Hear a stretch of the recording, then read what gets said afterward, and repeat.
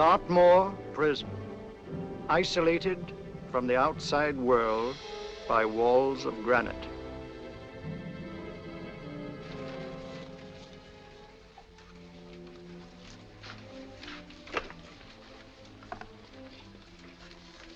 They say you could get out of here by merely telling what you know. You may or may not be another Scotland Yard bloke, but I'll give you the same answer I gave the others. I still have 2 years, 8 months, and 6 days left in which to make musical boxes. That'll be sold at auction for the benefit of this delightful sanctuary. And I intend to serve them.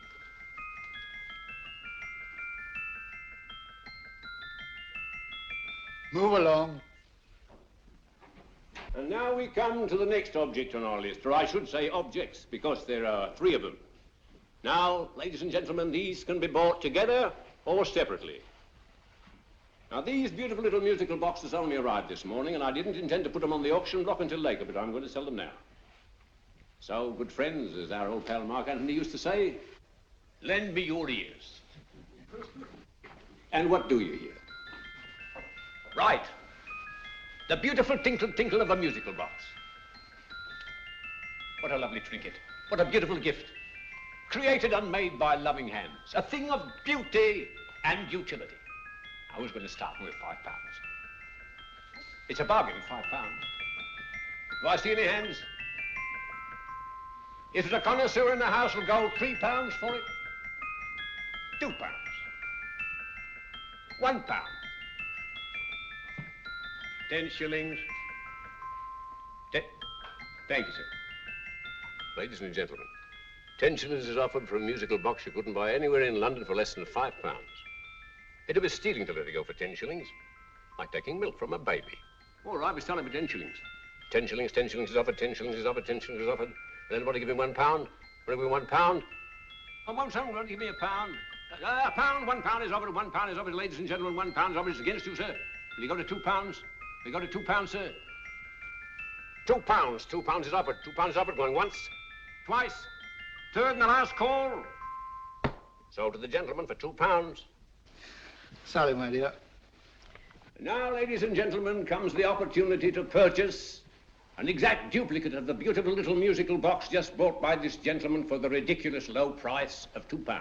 Oh, it's exactly the same. Exactly the same. Made with the same hands. You hear that? Isn't that lovely? That tinkle, tinkle, tinkle, tinkle. Sounds like Bow Bells to me, you know, with little angels pulling on the ropes, eh? Who'll give me £2 for it? Who's starting with £2? Will anybody start with £2? Oh, come, ladies and gentlemen. You know, from your enthusiasm, we might all be in Scotland instead of London. Please buy it for me, Daddy. £2, certainly not. We all might be in Scotland. Besides, I don't like his manner. £1, 10 shillings. £1. £1 is ours. £1 is offered. £1 is offered, going £1. Any advance? Going once, going twice, the third and the last call. Sold to the lady for £1. Smart bidding, my dear. Thank you. We come to the third and last of these beautiful little musical boxes. Exactly the same. Tinkle, tinkle. Isn't that lovely? Ladies and gentlemen, I don't bring you here to gull you and swindle you. This is the exact replica of those 2 I just sold before.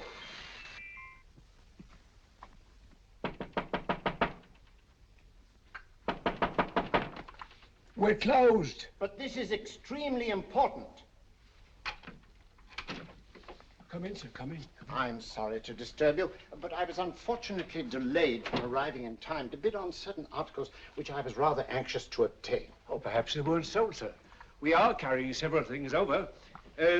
What might the articles be, sir? 3 identical musical boxes, about so large. Oh, I'm sorry, sir, but they were sold. Pity you weren't here to bid on them. They didn't bring anything like the real value. I'm most anxious to obtain them. I wonder if your records would show who the purchasers were. Oh, we don't usually give out that information, sir. For certain, shall we say, sentimental reasons, I'm most anxious to get in touch with the purchasers. I'd be willing to pay, shall we say, £5. Well, for certain sentimental reasons, sir, we'd be very happy to oblige. Alfred, today's sales. The 3 musical boxes. Musical boxes, oh. Ah, here we are. The first purchase for £2 from Mr. Julian Emery, 52 Portman Square. Write this address down, Alfred. Yes, sir. Second didn't leave any name. Oh, how unfortunate. I think she's a dealer. You see, they don't like us to know where the things are going. On account of the profits. You say the second purchaser was a woman. Can you give me a description of her? Oh, she was a young woman, fairly tall, slender. She had a light complexion and dark hair, and she was wearing A grey suit, don't you remember? That's right. She probably runs a gift shop. She paid £1. You say she comes here fairly frequently? No, I didn't say so. But she does, sir. Like as not, she'll come in on Thursday. We have sales on Mondays and Thursdays. And the third box? The third, Mr. William Kilgore, 143B Hampton Way. For 10 shillings. Quite a drop from £2. Mr. Kilgore was a Scotchman. Thank you. You've been most helpful. Oh, thank you, sir. And any time you're passing, drop in. We always have lovely things for sale. Our card, sir? Thank you. I'll be back Thursday.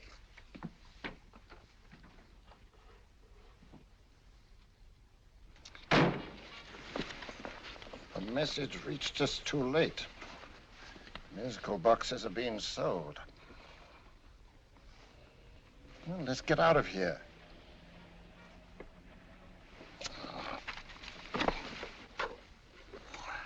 Someday you'll go too far. Reaching for a star, you fool. Yet a fool may touch a star, Colonel Cavanaugh, if he but reach high enough. But not possess it as you would. The musical boxes, they're being sold. What a pity for you, my dear Colonel. Is it my fault that the message reached us only an hour ago? Is it my fault that they were sold? You can't hold me responsible for that. Hope for your sake you're right.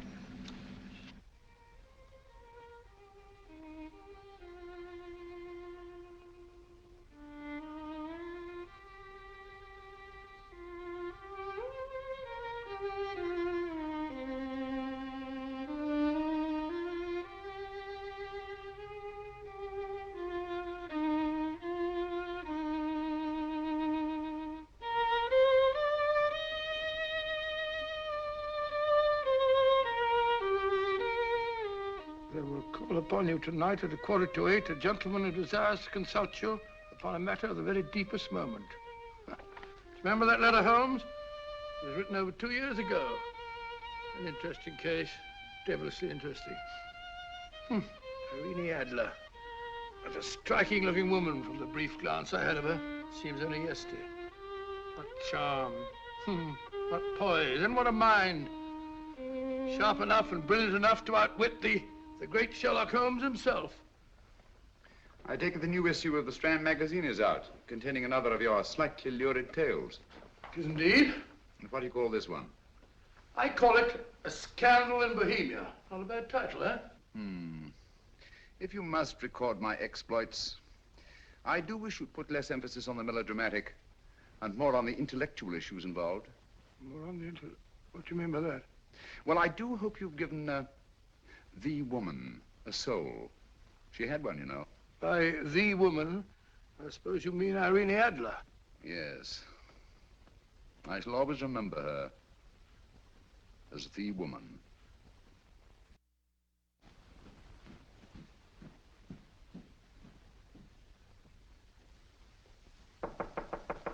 Come in. I Stinky. That's him, old boy. How are you? How are you, old boy? I haven't seen you for years. I want you to meet my old friend Sherlock Holmes. Holmes, this is Stinky. In other words, Julian Emery. How do you do, Mr. Emery? Watson has often spoken of you. Oh, has he? Yes, we were at school together. Yes, more years ago than I care to remember, but you didn't come in here just to remind me of that. No, I just happened to be in the neighborhood and saw your lights burning, so I took the liberty of looking you up. Still writing your mystery stuff? Yes, there's a new one out this week. Good, I never miss them. Oh, good, thanks. I say that bandage makes you look very interesting. Still poking your nose into other people's business as usual? Who hit you? I haven't the foggiest notion. Somebody knocked me on the head in my own living room, and then proceeded to commit the most idiotic burglary you ever heard of. Fellow must have been balmy as a coot. Balmy? Why? Come sit down, old boy. Would you like a cup of tea? Huh? Oh, all right. I'll go and tell Mrs. Hudson about it. Yeah. Why do you say the robbery was idiotic, Mr. Emery?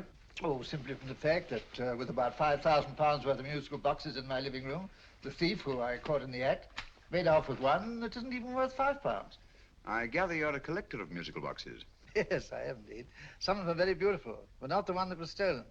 The thief evidently grabbed the first thing that came to his hand when he heard me coming into the room. Still, it's rather odd, isn't it, that having disposed of you, he didn't pick up something more valuable. Was there anything unusual about the stolen box? No, nothing at all. No, I picked it up in the south of France, several years ago. You say you have many valuable music boxes, and yet the thief made off with one that isn't worth £5. Sounds like rather an intriguing little problem. Well, I take it that he was just an ordinary petty thief and didn't know the value. That is a possible explanation, and yet I venture to say that the average petty thief has a more extensive knowledge of the value of objets d'art than the average collector. Well, anyway, that's Scotland Yard's theory. They didn't get very excited about it. That's consistent anyway. I wonder if I might see your collection, Mr. Emery. Oh, of course you could, yes. Nothing a collector likes more than showing off his trophies. When would it suit you? No time like the present. Good. My place is just round in Portman Square. Shall we? Yes, right. Hello? Where are you going? Stinky hasn't had his tea yet. Oh, I'm sorry. We're going round to my place, where I'm going to give you something better than tea. Now, this one was made for Louis XV, and is one of the very few still in existence from that period. And a particularly fine specimen at that. Charming, isn't it? Quite. It all sounded to me like a lot of mice running about on a tin roof. I'm afraid you have no ear for music, Watson. Give me a good old band playing a rousing march. You have all your silly little tweets.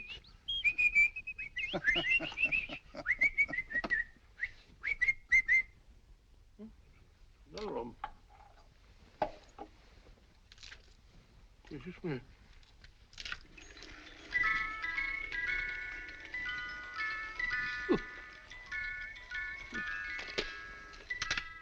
Stupid thing. Singing rabbit. What would you say offhand is the value of a box like that, Mr. Emery? Well, it's hard to say offhand, but I think it will bring about £500 or £600 today. It's the gem of my collection. Yet a thief who steals an oddity like a musical box passes up one worth £500 for one of almost no value at all. Odd. Very odd. What was the stolen box like, Mr. Emery? Oh, just a plain wooden box about so big. As a matter of fact, I have one over here almost exactly like it. I picked this up yesterday at an auction room in Knightsbridge. Paid only £2 for it. Of course, I wouldn't in the ordinary way add one like this to my collection, but the tune intrigued me. I'd never heard it before.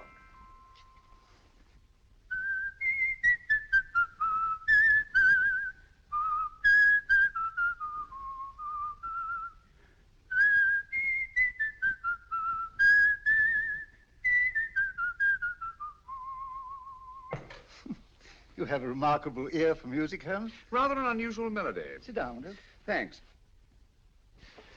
You say you bought that box at an auction sale yesterday? Yes, the Gaylord auction rooms in Knightsbridge. Run by old, what's his name? Crabtree. That's the man. At what time was the robbery committed? Oh, about 3 o'clock this morning. You know, Mr. Emery, that box and the robbery might well be cause and effect, especially since you say that the stolen box outwardly resembles this one a great deal. And Scotland Yard were not particularly interested, eh? Oh, yes, but I wouldn't blame him for that, especially as I told him I was quite unable to describe the thief, except, of course, for the fact that it was definitely a man. All you remember is that you came in here and someone struck you on the head. Yes, and the next thing I knew, my man was trying to revive me. It might be wise for you to put that box away somewhere and lock it up. Oh, I don't think that's necessary. Besides, everything's insured. Well, at least if any further attempts at robbery are made, I'd suggest that you call the police, rather than running into any personal danger. Oh, come, Holmes, aren't you being a bit of an alarmist? Possibly. Well, I must agree with old Stinky. Seems to me you are making rather a mountain out of a moleskin. Molehill is the word, old boy, and it's time you were in bed. Thanks so much for letting us see your place. Now, it's been glad meeting you. Holmes, I can't understand why you were so mysterious. Seems to me the petty thief explanation was the only sensible one. Really? Just I can't see how you can believe it was anything else. I didn't say I believed it to be anything else. The petty thief theory is the obvious one, I grant you. However, it's often a mistake to accept something as true merely because it's obvious. The truth is only arrived at by the painstaking process of eliminating the untrue. We are not able to do that in this case without further data. Rubbish, you're pulling my leg. You're trying to turn a tuppenny halfpenny robbery into an international plot. No, I'm not. I just hope that your friend Stinky is a little more cautious in the future. Just in case.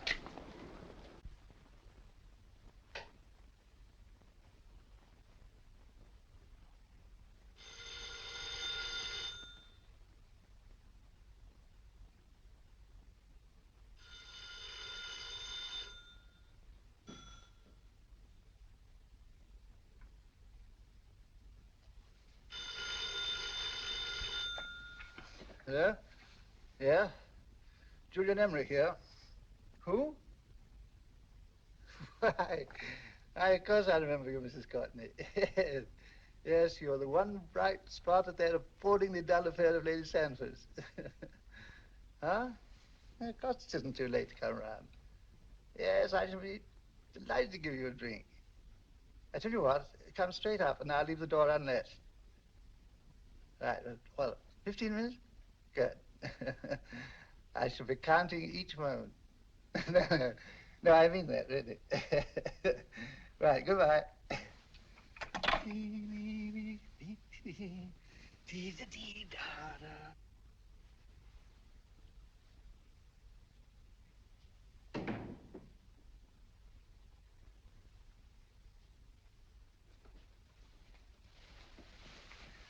Boo!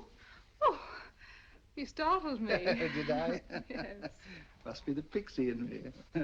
I know I shouldn't have called you so late, but I was at a party just around the corner, and I remembered your invitation to see your collection of musical boxes. My dear Mrs. Courtney, the pleasure is all the greater for being so unexpected. My friends call me Hilda. Thanks. Mine called me Stinky. Stinky, how quaint. Oh, what a perfectly wonderful collection of musical boxes. You know, when you told me you had a collection, I had no idea it was so attractive. Yes. They appeal to the ear as well as to the eye. Oh, what a plain little one. Why, it looks just like a country cousin amid all this grandeur. No. You mustn't underestimate the country cousin. Only last night a burglar broke in here, and with all these to choose from, went off with one very much like it. Really? Yes, I don't mind the loss of the box so much, but I do resent this crack on the skull. But it makes you look so interesting. Oh, do you think so? It's funny, that's what old Fatso said. Fatso? I mean, Dr. Watson. He was here this evening with a friend, Mr. Holmes. He's interested in my collection, too. Sherlock Holmes? Yes. Do you know him? I've heard of him. Yes, he seems to think I'm in some sort of danger. What a haunting tune. It takes me right back to my childhood. Really? Do you know, it's odd that you should be interested in that particular musical box. Odd? Why? Because Mr. Holmes is also interested in it. He may have been more interested in the tune than in the box. My dear, yes, that's right. I remember now. He whistled it note for note, having heard it only once. Really? He must be a remarkable man. Bit of an alarmist, if you ask me. Don't you believe in warnings? Of course not. Who'd want a box like that? I would. You're not serious. Oh, but I am. Well, you put me in a very awkward position. I'm a collector, you know. And the collector buys but never sells. But if the price were high enough... The price has nothing to do with it. It's the principle of the thing. Yes, well, we haven't had our drink. No, thanks. I must be getting along. Must you really? I'm afraid so. You're not walking out on me, are you? My reputation. Stinky. I say, you know, you are an attractive woman. Thanks.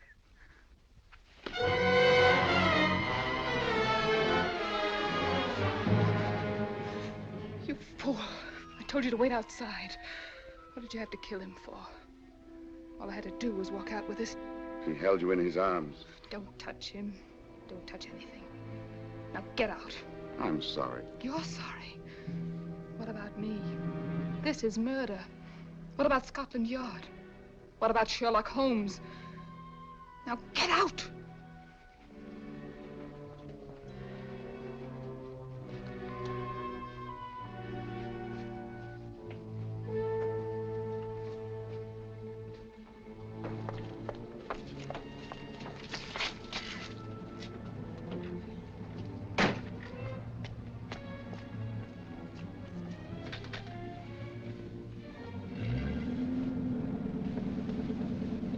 Did you get it?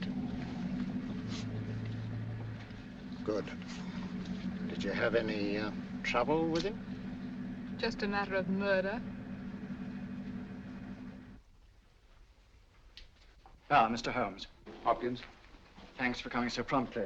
Inspector Lestrade suggested that I call through to you. Mr. Emery was the client of Mr. Holmes, Inspector. Indeed. You didn't mention that when I telephoned you, Mr. Holmes. Well, not exactly a client, Inspector. Sergeant Thompson? He was killed between the hours of 11 and 2 o'clock this morning, Mr. Holmes. Must have been someone he knew, someone of whom he had no suspicion. Poor old Stinky. It's all my fault. I should have prevented this.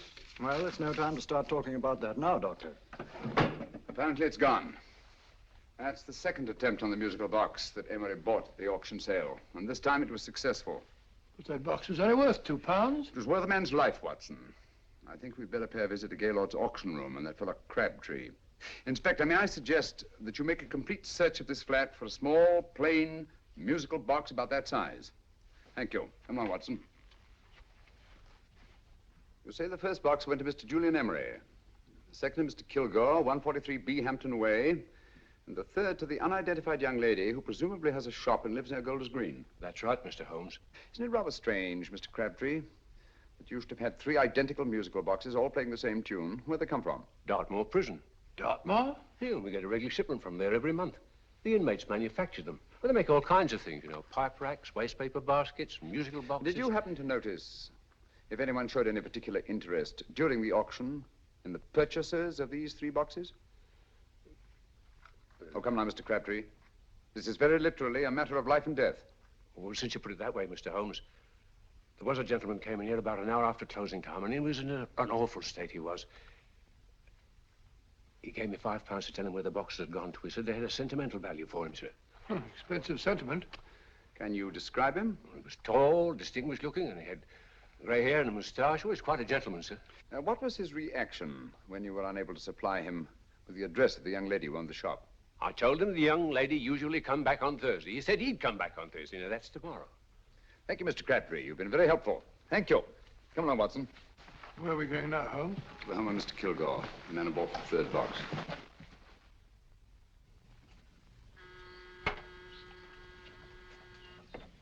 But hang it all, Holmes, how do you know those other 2 musical boxes are of any importance? I don't, but I certainly have no intention of waiting until the owners are murdered to find out.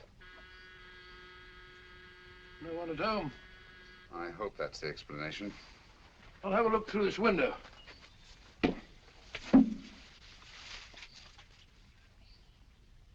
Doesn't seem to be anyone there. The whole place seems deserted, as far as I can see.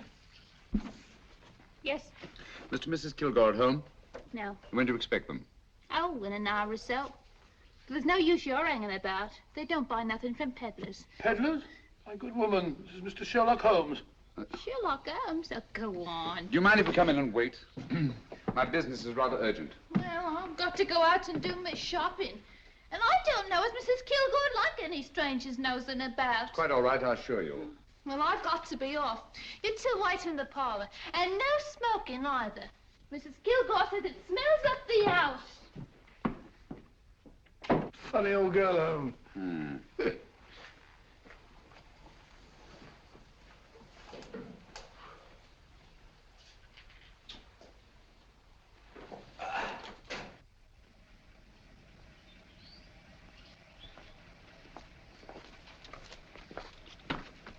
Park Lane. Park Lane? And what would the likes of you be doing in Park Lane? Now, don't worry about the fare, Ducky. If you knows how to get to Park Lane, up it.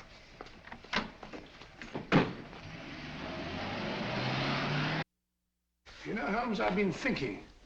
There must have been something hidden in that box of old Stinky's. Stolen jewelry, possibly. What's up, Holmes? Listen. What's just the steam in the water pipes?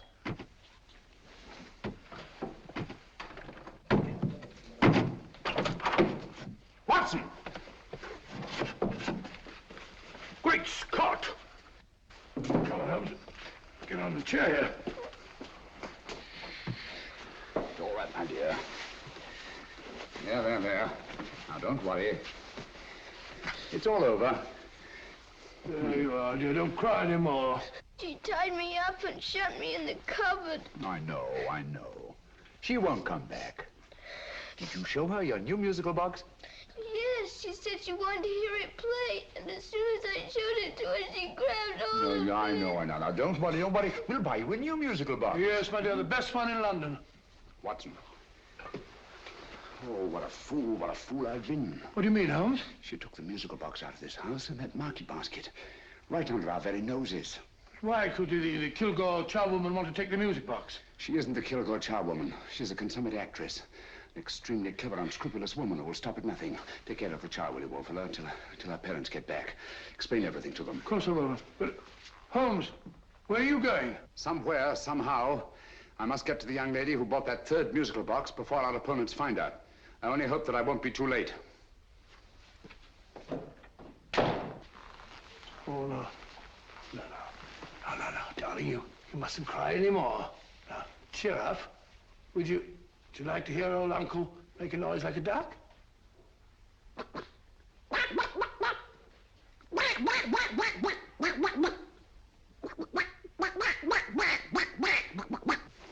Oh, sorry.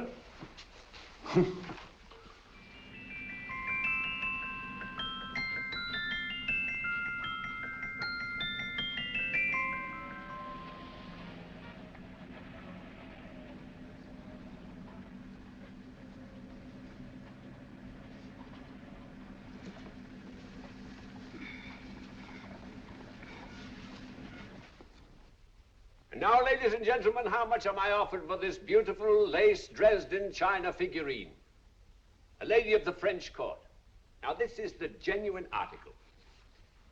What a beautiful ornament for your mantelpiece. Or you could use it as a centerpiece on the dining room table. Now, will somebody start me for £10? Will somebody start me for £10? £8? £7? All right, £5 is offered, £5 is offered, £5 is offered, £5.10, £5.15, £5.15. £6 is offered, £6, going once, going twice, the third and the last call. Have you all done? Sold to the lady from Twickenham for £6. Next, we have a real museum piece, ladies and gentlemen. A fine 19th century doll.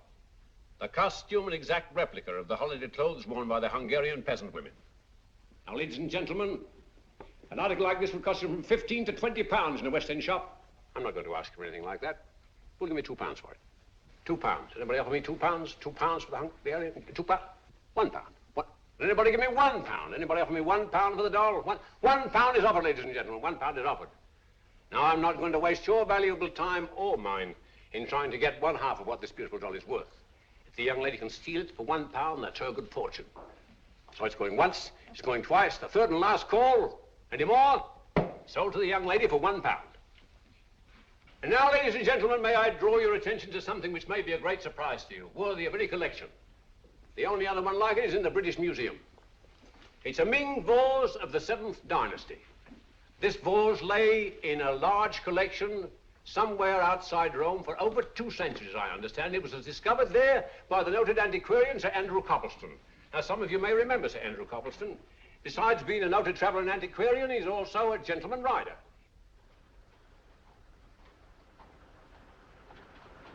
The girl with the parcel in her hands, that's her. Are you sure that's the girl? Well, she fits perfectly the auctioneer's description. Follow her, Hamid.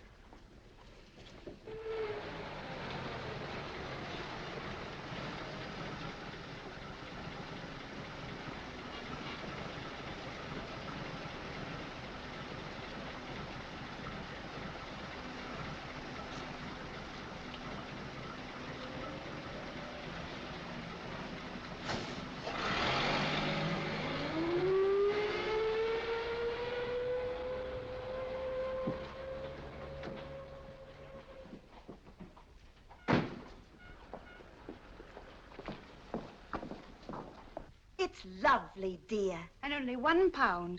We can get at least 3 for it. Easily. I'll go make some tea. I could do with a cup. Right.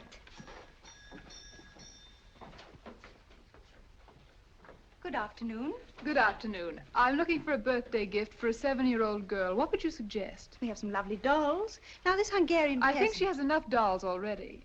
Books are always welcome. Well, I'm looking for something a little different. Well, that's rather cute. What is it? Well, that's a musical box. Children always love them. And this is an exceptionally nice one. It plays many tunes.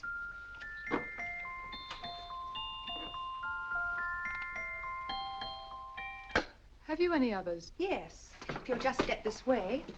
I have only 2 left.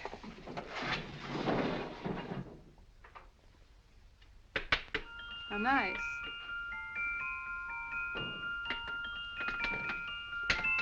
Are you sure this is all you have? I'm sorry. They're rather hard to find, you know. That's our entire allotment. I did have one other, but I sold it earlier this afternoon. But it was only a plain wooden one. It wouldn't have been a very nice gift for a child. Really? Do you happen to know who the purchaser was? Why, yes. He left his card, just in case anyone should inquire for him.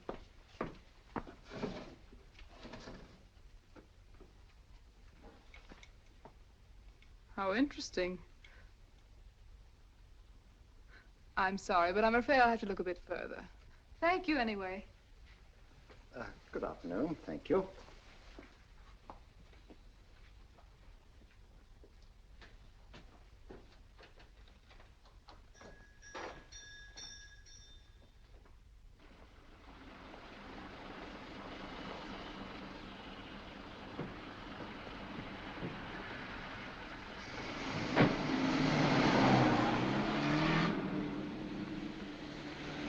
Heavy! Follow that cab. Here now, what? Scotland Yard. Hop in.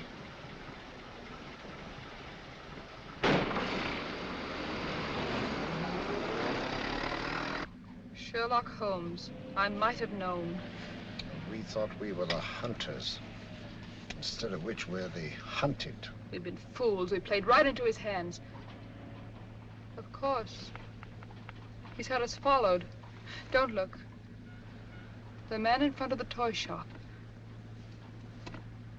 Hamid, turn sharp right at the next corner and again at the next.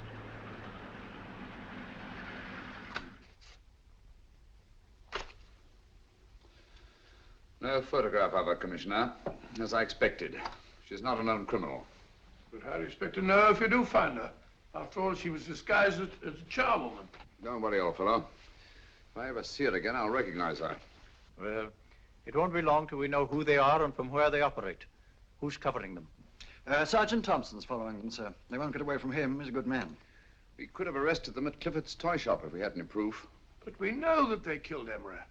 Proof, my dear fellow. We must have proof. We have x-rayed it, sir. There's nothing whatever concealed in the box. We'll have a look at the plates.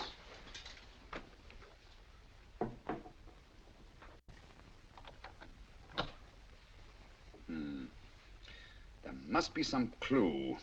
And it's probably so obvious that we've all overlooked it. Seems to me we're up against a bunch of lunatics. Not lunatics, my dear fellow. Extremely astute, cold-blooded murderers. What can these little musical boxes have in them that's so important? Don't forget, they were made in Dartmoor prison. You can smuggle stuff into prison, but not out. Do you want us to break the box apart, sir, to see if there's anything the x-ray hasn't caught? No, not yet. Do you mind if I take it?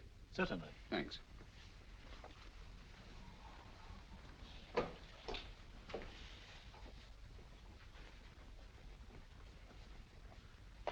The governor of Dartmoor Prison informed us, sir, in answer to Mr. Holmes' question, that all 3 musical boxes were made by the same convict, John Davidson, serving a 7-year term, sir. Davidson? The Bank of England plates. That'll be all. Yes, sir.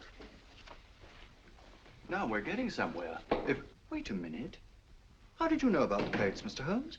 I'm a student of crime, Inspector. I make it my business to know about such things. And when the name of Davidson was mentioned... Well, who is this fellow Davidson?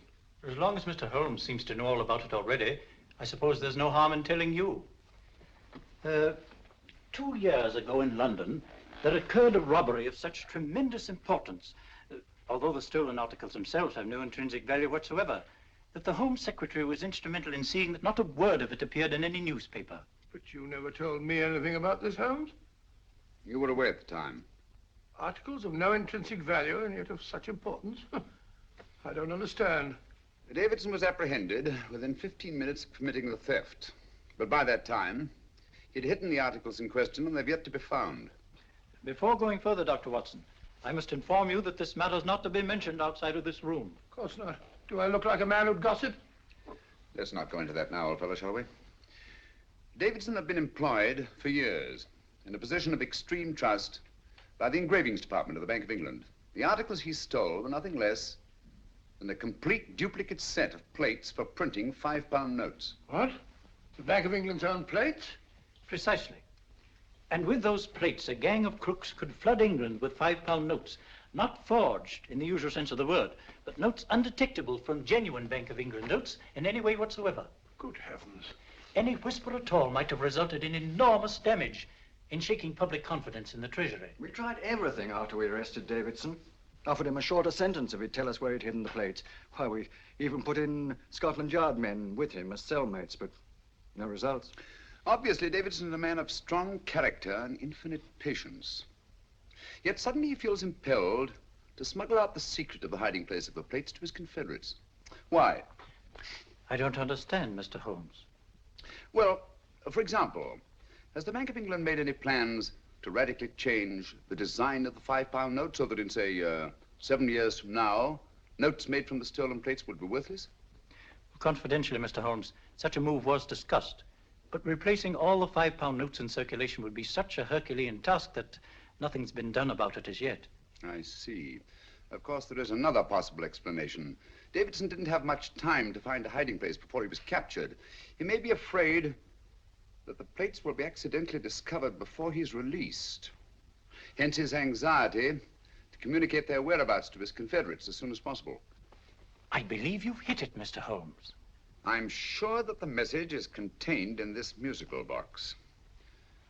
Or rather, in all 3 musical boxes, since possession of all 3 seems to be essential.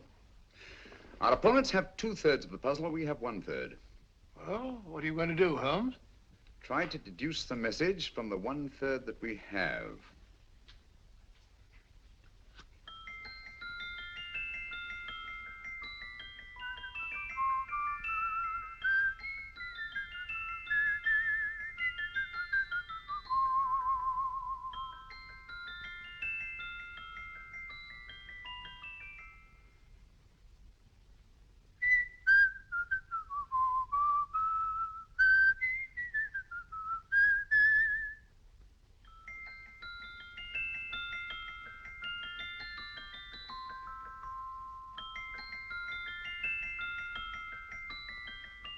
It's the same tune as the one played by Emery's musical box. And yet it's different. Sounds the same to me. The tune. Somehow the tune is the key to the mystery. It must be the tune. Otherwise, why use 3 musical boxes to convey the message? Why not collar boxes or shoe boxes? Yes? Oh. It's for you, Inspector. Oh, thank you, sir. Inspector Hopkins speaking. What? Where? Golders Green Station reports they've just found Sergeant Thompson's body. From the tire marks on his clothes, he was apparently run over by a taxi. What an unfortunate accident. Not an accident, my dear fellow. I'm afraid it's murder. You never know just who you're going to meet when you're walking down a busy London street. Mrs. Hawkins, Mrs. Brown, any subject of the crowd. Oh, you never know just who you're going to meet. So you better hold your topper in your hand, just in case you meet a lady on the Strand. Girls will think you're kind of sweet, and your day will be complete. Oh, you never know just who you're going to meet. Now, a gentleman is judged by his appearance. Yes, a gentleman is judged by how he talks.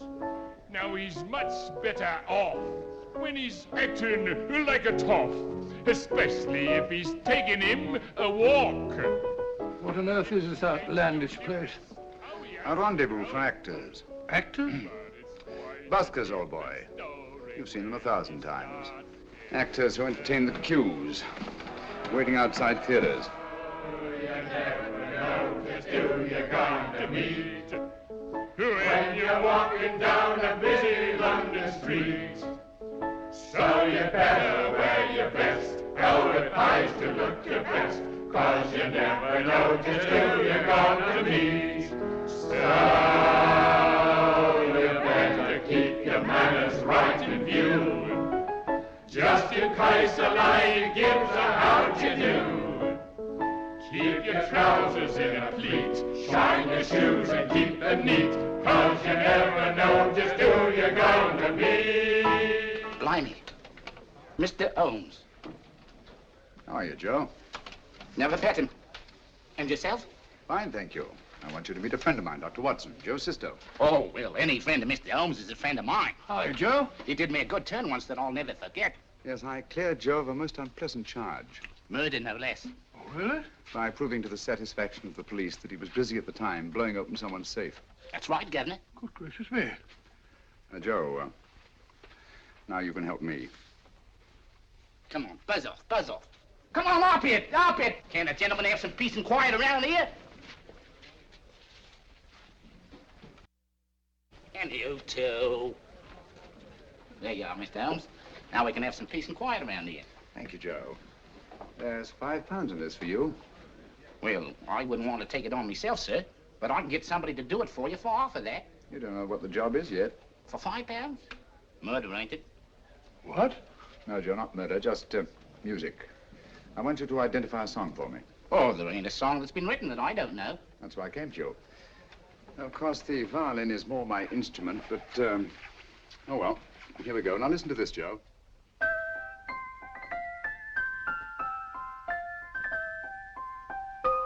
Wait a minute. You're playing that wrong. That should be E natural, not E flat. You know the song? Oh, yes. It's an old Australian song called, The Swag Man. But you're playing it all wrong. That's what I hoped you'd say. Now listen again, Joe.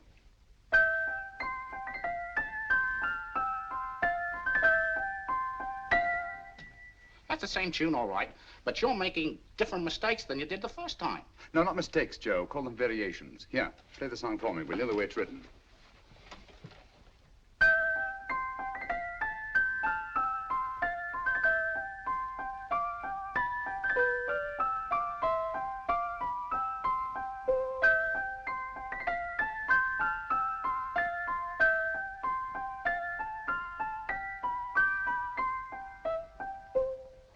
There you are. Thank you, Joe. What's it mean, Holmes? Are you onto something? Perhaps. I don't know yet. It's probably a code of some sort. Joe, could you write the song down for me? The way it was originally written? Oh, sure, Mr. Holmes. But it'll take a few minutes. Mm-hmm. Here, Mabel. Pale ale. Come on, up to it. Along with it.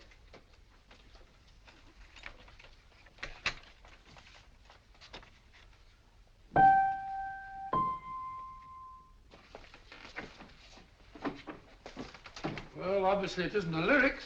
No combination of those words made any sense at all. The variations in the way Emery's musical box played the tune are different from the variations in the one we have. You sure? Quite. You see, I took the trouble to memorize the tune as played by Emery's box that night we were with him in his flat. Holmes, you amaze me. Elementary, my dear fellow. One of the first principles in solving crime is never to disregard anything, no matter how trivial. But why were 3 boxes? Why not 1? Because the message was obviously too long to be conveyed by any one variation.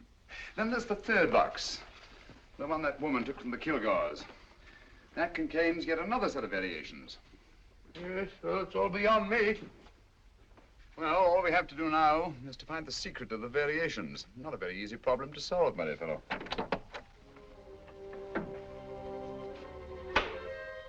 Hello.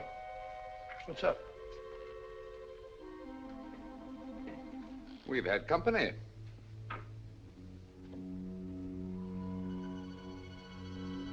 I say, this is outrageous.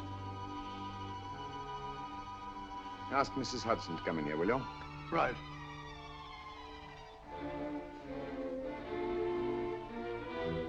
Hudson? Yes? Oh, there you are. Will you come up here at once, please? Oh, coming, sir.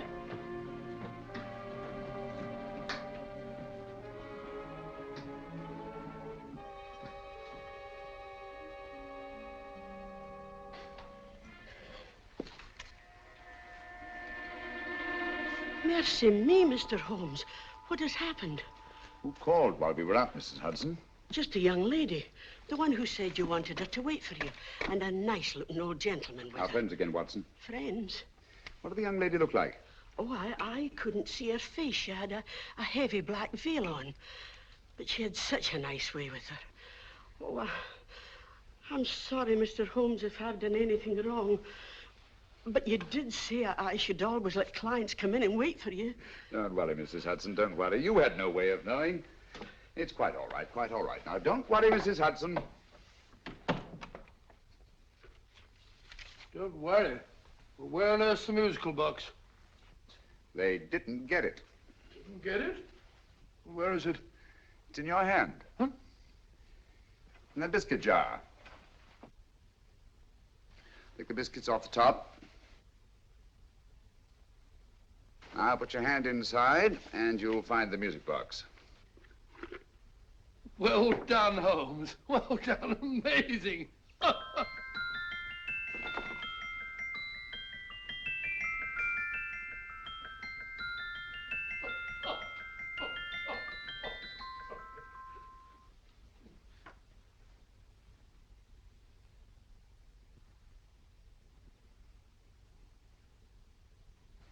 Whew. Nice fresh smell. Like a pub after closing time.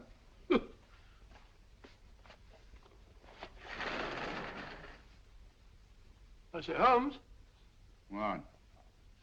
it's morning. Allow me to congratulate you on a brilliant bit of deduction.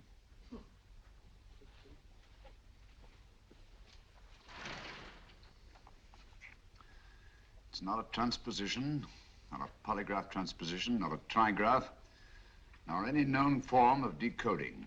How about the Morse code? Have you tried that? Yes, at about 3 o'clock this morning. I'm sorry, old man. I was only trying to help.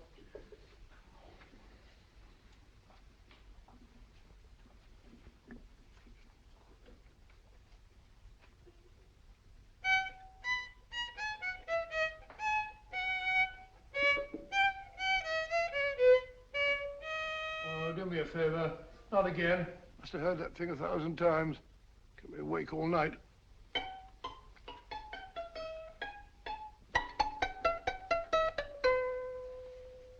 Not a very distinguished composition, I grant you. You know perfectly well I don't know one tune from the other. When I was a kid, my people tried to have me taught the piano. I've always felt sorry for that old teacher of mine. The poor old girl finally reached the point of numbering the keys for me. 1, 2, 3, 4. Even then, I never progressed beyond... Numbering the keys, Watson. The 19th key of the keyboard is the 19th letter of the alphabet. S. Here. Write it down when I give it to you, old fellow, will you? The first altered note. Write S first. Now, the 8th key is H. The 5th key, E. The 12th key, L. The 6th key, F. S-H-E-L-F. Shelf. Your piano lessons were not in vain, old fellow. You've solved it. Thank you. Thanks, old bean. Hold it. We now have 2/3 of the message. Behind books, 3rd shelf, secretary, Dr. S. Presumably, these are the first and second portions of the message. And this gang has the first and third parts of it. Precisely. Then it's a stalemate? Yes, Commissioner, but we can't leave it like that. There's no doubt in my mind that they'll try to secure our third of the message that's missing. Well, I assume you've taken every precaution to guard the Clifford music. Oh, yes, it's carefully hidden at Baker Street with Dr. Watson on guard. However, I'm reasonably certain that, difficult as it may be, we can find the plates even without the missing part of the message. Behind books, 3rd shelf, secretary, Dr. S. Well, outside of the fact that Davidson hid the Bank of England plate somewhere in London, Mr. Holmes, I don't see that we've progressed at all. Allow me to point out to you, sir, the key words Dr. S. It looks as if the plates were hidden in the house of the doctor. Whether S stands for his first or last initial remains to be determined by a process of elimination. Well, there must be 10,000 doctors in London with S for a first or last initial. Precisely. And every one of them will have to be questioned in person. That's why I say this is a task for Scotland Yard. It's a task, all right.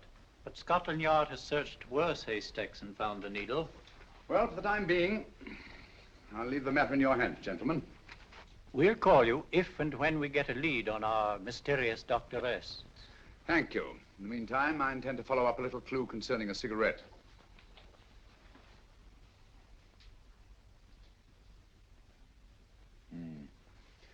You're certain of the identification of the tobacco? Absolutely. I have made up this special blend for only 3 customers. It is almost pure Egyptian, with admixture of latakia for added body, and a pinch of perique.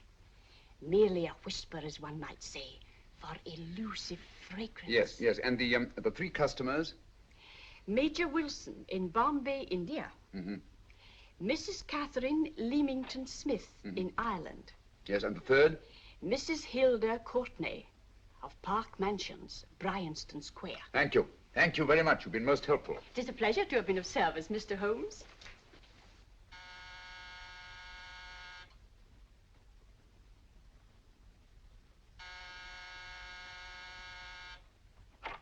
Yes? Mrs. Courtney? Yes. My name is Sherlock Holmes. Oh, do come in. Thank you. I've heard of you, of course, Mr. Holmes. I believe we have a mutual friend in Sir Edward Brookdale. He's spoken to me of you quite often. Indeed. And to what good fortune am I indebted for this visit? I think you know Mrs. Courtney. Well, I did get a summons for speeding last week. But outside of that, I don't think I'm of any interest to the police. Oh, come now, Mrs. Courtney. You seem to forget that you and I have met before. I'm sorry. I'm sure I would have remembered meeting the great Sherlock Holmes. Please sit down. Thank you. You say we met before. Yes. At the home of Mr. and Mrs. Kilgore, 143B Hampton Road. Kilgore? I don't think I know anyone of that name. Well, I didn't say you knew them. As a matter of fact, you called on them when they were out. I don't understand, Mr. Holmes. Really? And you were dressed rather differently. Indeed. Cigarette? Thank you.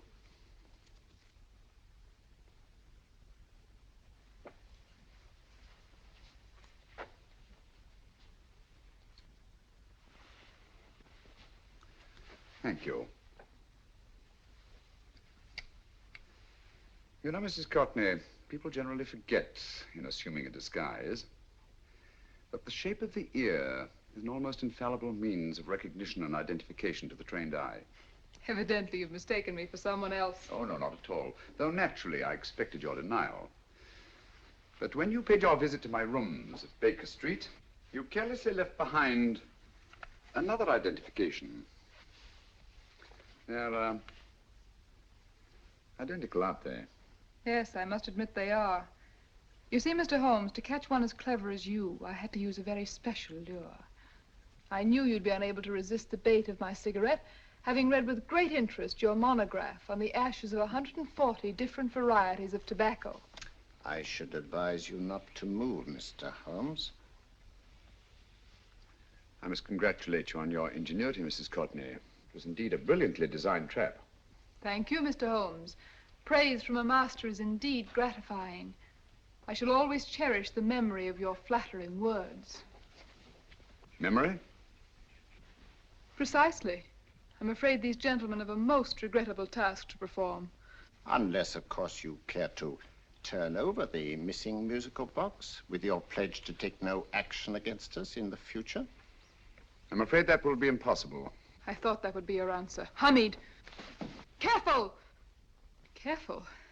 There's no need to be unnecessarily rough with our distinguished guest. You realize, Mr. Holmes, that your demise will not take place here. The corpus delicti, you know. Well, naturally. Shall we go? So fearfully awkward having a dead body lying about. Don't you agree, Mr. Holmes? Another dead body shouldn't weigh too heavily on your conscience, Mrs. Courtney.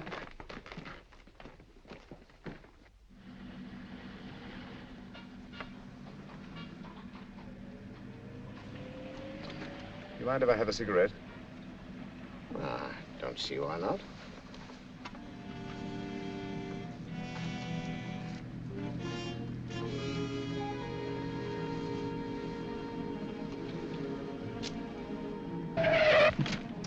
Be careful, Hamid. It's the brakes, they bind. Thank you, Colonel Cavanaugh. It's very considerate of you.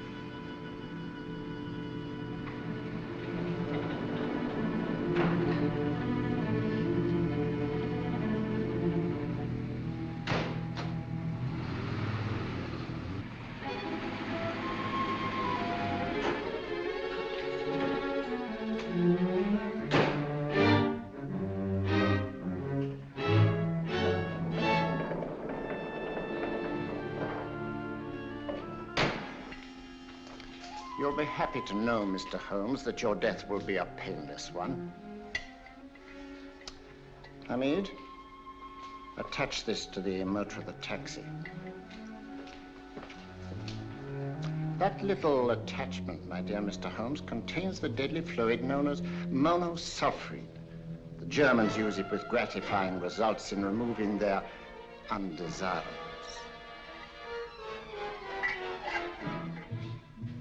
Start the motor.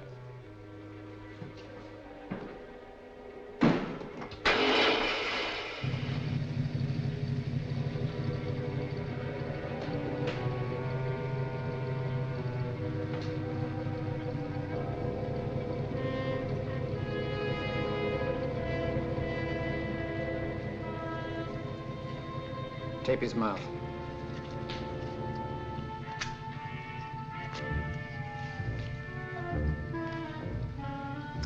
Now, up with him, Hamid.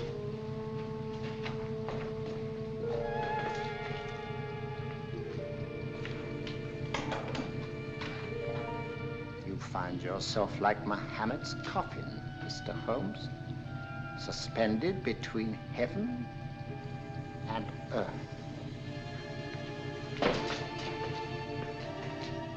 Plenty of fuel in the tank? Good. It would be too bad to have anything go wrong through so simple an oversight.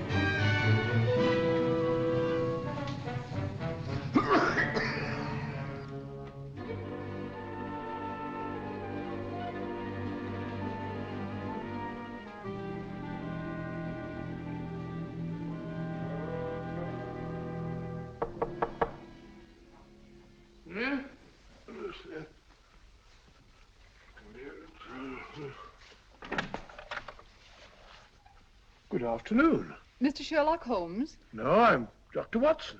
Oh, of course, Dr. Watson. How stupid of me. Oh, so, this is stupid of me. Won't you come in? Well, I really came to see Mr. Holmes. Oh, I'm afraid he's out. I don't know when he'll be back. Perhaps there's something I can do. Won't you sit down? Thank you. You know, Sherlock Holmes and I have been engaged on a great many cases. Oh, really? Yes, indeed. As a matter of fact, this very moment, we're involved in one of the most baffling... Oh, well, won't you tell me your trouble? I may be able to help you. That's very kind of you, Dr. Watson. Perhaps if I wouldn't be imposing too much. Imposing? Oh, there's no imposition. No imposition at all. A pleasure, I assure you. Now, tell me all about it, Miss Williams. Mrs. Williams. I live in Surrey, Dr. Watson, and I've come up to London in sheer desperation. My only sister has disappeared, and the local police seem utterly unable to find her. Well, Holmes and I solved a case exactly like that once. Very interesting as far as I remember. I call it the adventure of the solitary cyclist. Oh, sorry. Now I come to think of it, it wasn't so very similar. Entirely different. I don't think what I was saying. Where were we? She's only 17, Dr. Watson, and until she disappeared last Thursday, she seemed to be in the best of spirits. Possibly a romantic entanglement? Oh, no, nothing of the sort. She left no note, didn't even pack a bag, no explanation. She just started to walk to the village from our house in broad daylight and simply vanished from the face of the earth. Oh, there. Might I have a glass of water? Glass of water. Have one minute.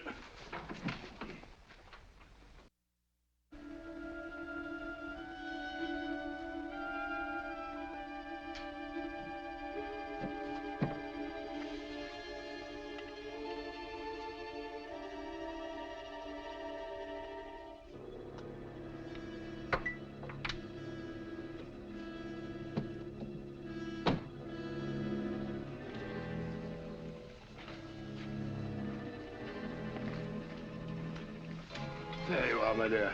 Thank you, Dr. Watson. No, you're not to cry anymore. You must pull yourself together. I feel much better already knowing that you're going to help me. Oh, Dr. Watson, look! Good heavens! Oh. Get through the fire brigade, quickly!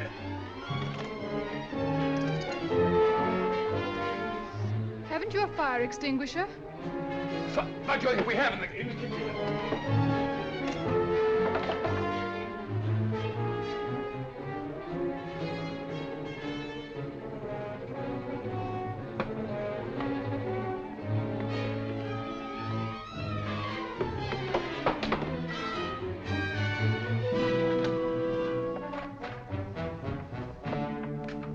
Don't you worry, Miss Williams. We'll have this thing out in no time.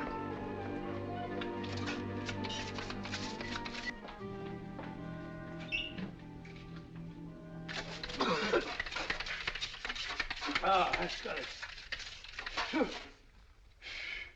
Get some air.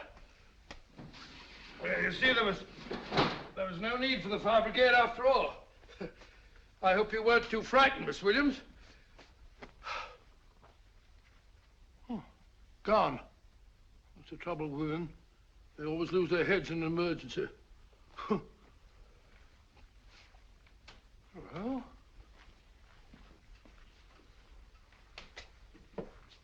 A musical box. Great Scott! Miss Williams!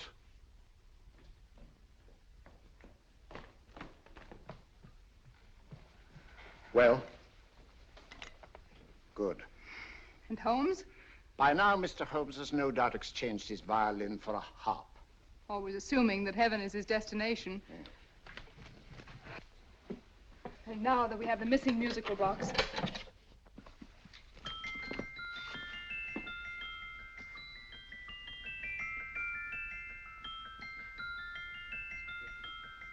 Nineteenth note.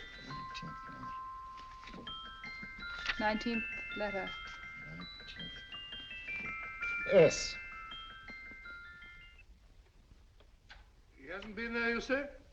Holmes, where on earth have you been? I've been trying to get you at the club, at Scotland Yard, all over London.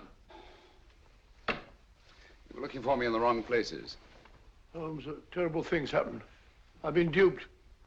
That woman, she made a complete fool of me. Well, what do you mean? Well, she came here, let off a smoke bomb. I thought the whole place was on fire, and my first thought was to save the musical box. No need to say any more. She has the box. Yes. Don't blame yourself too much, old fellow. She's an extremely clever antagonist. Smoke bomb, you said? Well, you can console yourself with the thought that your charming friend is at least a reader of yours. What do you mean? If I remember correctly, you wrote about my little experiment with smoke and the cry of fire in a story you entitled A Scandal in Bohemia, which has just appeared in the Strand magazine. All right, old boy. Don't rub it in. Well, it may cheer you up to know that you made a fool of me, too. That cigarette stub was planted here for one express purpose. You're going to bandaging around this place. Bandaging? What's the matter, Holmes? You hurt? Explanations will have to wait until later. At the moment, we're faced with a problem which I fear is insurmountable. Come over here, old boy, will you? Right. Our opponents are in possession of all three parts of the code. And here are we, while the Bank of England plates pass into their possession. Cheer up, old fellow, cheer up. As Dr. Samuel Johnson once said, there's no problem the mind of man can set that the mind of man cannot solve. What's that, old fellow? I was just quoting Dr. Samuel Johnson. He said there is Thank you, Watson. Thank you. Leaving the front reception room, we come into the main hall, where Dr. Johnson was in the habit of passing through to have his meager meals in the dining room opposite, in company with his friend and biographer, James Boswell. We will now pass up the stairway, which remains in its natural wood finish, just as it was when the good doctor was here. The framed etching on the wall is believed to have been presented to Dr. Johnson by the distinguished painter, Sir Joshua Reynolds. I've been told here that picture was given in by Mrs. Thrale, and it's definitely not a Reynolds. Is that important, my dear? Oh, I'm sorry.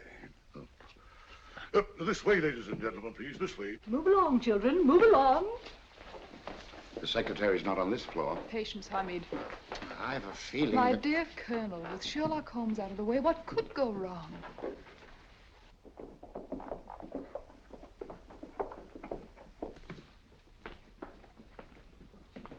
And here we have the Garrett Library, in which Dr. Johnson wrote his famous dictionary, and in which you will see also many of the great man's books and other items of interest.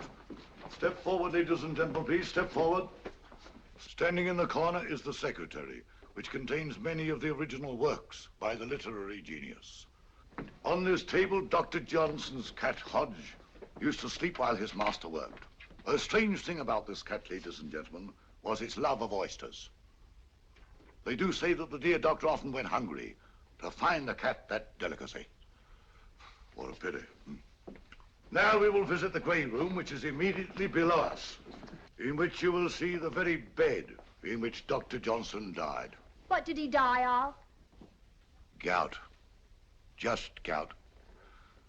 This way, ladies and gentlemen. Mind the steps, please.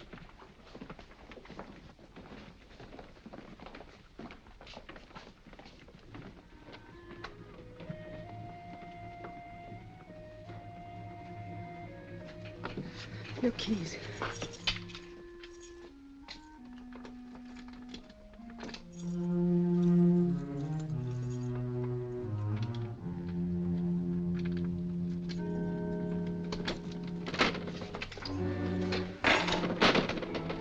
Third shelf up.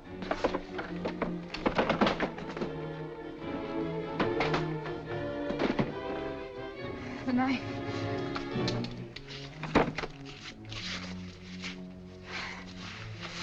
Gentlemen, the Bank of England plates. Well, Mrs. Courtney, so we meet again. No, I shouldn't do that if I were you, Colonel Cavanaugh. I must congratulate you, Mr. Holmes. You're far more clever than I thought. Thank you, Mrs. Courtney. Praise from you is indeed gratifying. I shall always cherish the memory of your flattering words. Memory? Oh, thank you. And now I have a most regrettable task to perform.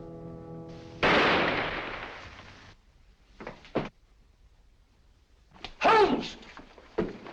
Coming, Holmes! Holmes, you all right?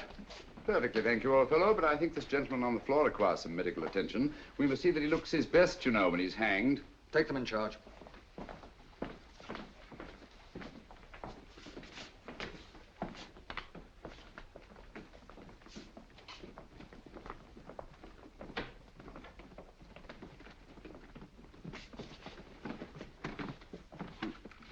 A brilliant antagonist. It's a pity her talents were so misdirected. Will you see that these plates are returned to the Bank of England, Inspector? I still don't understand how you solved it, Mr. Holmes. It's entirely due to Dr. Watson. He gave me the clue when he mentioned Dr. Samuel Johnson. Well, congratulations, Doctor. Oh, thank you, Inspector. I don't think I'd have done it entirely without Mr. Holmes's help, you know.